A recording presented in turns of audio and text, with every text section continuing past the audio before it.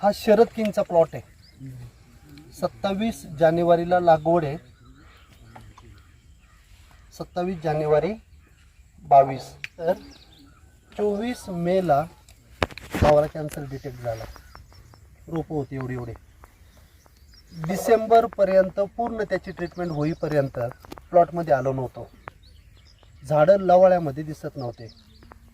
यातलं एक पण झाड असं नव्हतं की ज्याच्यावरती तेलकट नाही आहे. यातले 25 झाडं 80 झाडं उपटलेले आहेत. पूर्ण वाळलेले होते तेलकटनी. तो गुठीत आलेला होता शरद किंग लालच.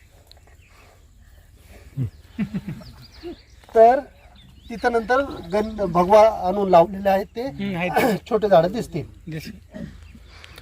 याच्यात एक पण झाड असं नाहीये की ज्याच्या खोडावरती तेलकट नाहीये. पण तेलकटचा पॅच हा 1 वर्षापर्यंत तेलकट वाढू शकतो, 1 वर्षानंतर नाही. जरी आता ते उरण दिसत असतील जखम, तिथं तेलकट नाहीये. ती फक्त जखम राहिलेली आहे, तिथून तेलकट येणार नाहीये. मागचं आपलं पहिलं हार्वेस्ट होतं, त्याच्यामध्ये 13 किलो प्रति झाड निघालं. त्याच्यात एकाही फळावरती तेलकट नव्हतं. त्याच्यामुळं तेलकटला घाबरू नका. याच्यापेक्षा वर्स्ट प्लॉट कोणताच असू शकत नाहीये. एवढा घाणेरडा, एवढं जास्त तेलकट असलेला प्रत्येक झाडावरच्या खोडावरती आहे. तुम्ही आता पहा. पण एकाही, ज्यात मी तेलकटवरती जेव्हा बोलेल तेव्हा सगळी स्ट्रॅटेजी तुम्हाला सांगेल. तर तेलकटला आता घाबरायचं नाहीये. क्लिअर. शरद किंग व्हरायटी सेटिंगला चांगली आहे. इथं डायरेक्ट प्रॅक्टिकल तुम्हाला पाहायला का मिळेल, तर आता काही जे छोटे झाडं दिसतात ते भगव्याचे आहेत. त्याची सेटिंगमध्ये आणि याच्या सेटिंगमध्ये, त्याच्या पानांमध्ये याच्या पानांमध्ये खूप फरक आहे. ते पण लगेच तुम्हाला जाणवेल. त्याच्यामुळं चांगली व्हरायटी आहे. साईज पण चांगली देते भगव्याच्या कंपनी. आता तुमचे मृग बहार आहे, त्याच्यामुळे तुमचे मोठे माल होतात. आमचे उन्हाळ्यातले बहार राहतात, त्याच्यामुळे आमची तुमची एवढी साईज नाही होती, कधीच नाही होणार. कारण टेम्परेचर जास्त आहे. पाणी पण किती दिलं तरी ते झाड पाणीच मागतंय. तर त्या पद्धतीने यावर्षी चांगली राहील, कारण यावर्षी उन्हाळाच नाही आला. आतापर्यंत मागच्या वर्षी तर कोणी मला म्हटलं नाही. हे व्यापारी म्हणतात. पण व्यापाऱ्यांना तुम्ही शरद किंग लावली हे सांगूच नका. का सांगायचं? आणि तो एवढा तज्ञ नाही की त्याला शरद किंग आणि भगव्यातला फरक पडेल. त्यांना फुकट पाहिजे म्हणून ते बोलतात. मी तुम्हाला नाही सोलापूर लाल तर म्हणजे तिची साईज होतच नाही. ते पाहिल्यावर कळतं ते झाड.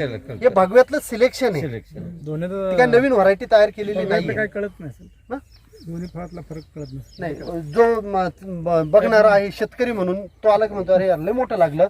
आणि मेन ब्युटी काय आहे, हे जे फळ आहे ना, हे पण आपलं कमीत कमी 250 ग्रॅमचं होतं. जे भगव्यामध्ये 50, 60, 70 ग्रॅमची गाठ राहते, मोठी राहते. हा, तर हे पण फळ आतले तर मस्तच होतात, पण बाहेरचे फळं सुद्धा 200-250 ग्रॅम पर्यंत जातात. साईजला 1 नंबर आहे, खायला 1 नंबर आहे, सगळ्याला चांगली आहे. किपिंग क्वालिटी पण चांगली आहे. व्यापारी बदल काय आपण ते म्हणायचे टिश्यू कल्चरचे साल पातळ आहे. नंतर ते टिश्यू कल्चरचा माल त्यांनीच भरला. सेम गोष्ट आहे. एवढं कोणतं व्यापाराला कळणार आहे टिश्यू? नाही, 100% कळत नाही ते.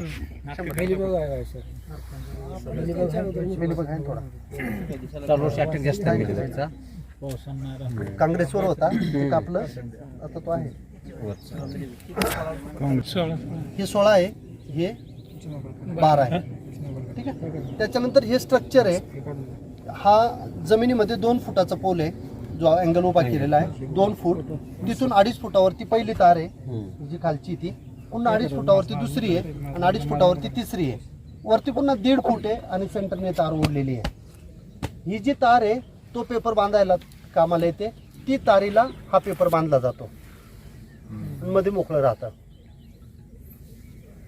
पेपर टाकताना कायम लक्षात ठेवा, झाड खूप उंच जाऊ देऊ नका. झाडामध्ये पेपरमध्ये जर तुम्हाला खरोखर क्रॉप कव्हरचे रिझल्ट घ्यायचे असतील तर 2 फुटाचं अंतर ठेवा. तुम्ही जर डायरेक्ट झाडावरती टाकत असाल तर ती चांगली पद्धत नाहीये. कारण हे मटेरियल UV ट्रीटेड नाहीये. हे तापतंय आणि त्याचा इम्पॅक्ट झाडावरती येतोय. जे लोक म्हणतात ना क्रॉप कव्हर टाकले की साईज कमी राहते, ते इम्पॅक्ट आहे. या पद्धतीने वरती मंडप करा, काही होत नाहीये. काही हे फाटत पण नाही, काहीच नाही. कारण हे एकदम मोकळे, सगळीकडनं वारा निघून जात आहे. त्याच्यामुळं एकदमच चक्रीवादळ आलं आणि तेच अँगल सहित गेलं तर मग त्याला कोणीच काही करू शकत नाही. हा, ठीक आहे. टोपी नाही घालायची आहे, आपण कॅप घालतो ना, हॅट नाही घालायची आहे, छत्री घ्यायची असं धरा. हॅट घातली तर तुम्ही डोकं प्रोटेक्ट केलेलं आहे, पण हे बाजूला मग तर तुम्हाला मी छत्री दिली डांबरी रोडवरती 45 डिग्री सेंटीग्रेडला नॉनव्हेज दिलं जेवायला, जेव्हा म्हटलं मग हे जे मायक्रो क्लायमेट आपण आतमध्ये तयार करतो ना, हा क्रॉप कव्हरचा इम्पॅक्ट आहे. मेन उन्हाळ्यामध्ये थोडं ह्युमिड क्लायमेट पाहिजे तर तुम्हाला साईज चांगली मिळते. तो इम्पॅक्ट येण्यासाठी पूर्ण झाकायचं आहे आपल्याला. इथले 42 डिग्रीचं इथं 35 डिग्री होतं टेम्परेचर येते खाली जमीन. काटाकुटी माझी पण बाकी ट्रेनिंग करायची मला, पण 100% आता हे आज काम माझं होईल तर लगेच मी स्पोर्किलचा हात मागं घेणार आहे. तुम्ही झाडाला ह्या दिवसामध्ये जाऊन झटले, काही करायला जा, तुमच्या इथं रोग वाढला. साधं सिंपल प्रिन्सिपल आहे.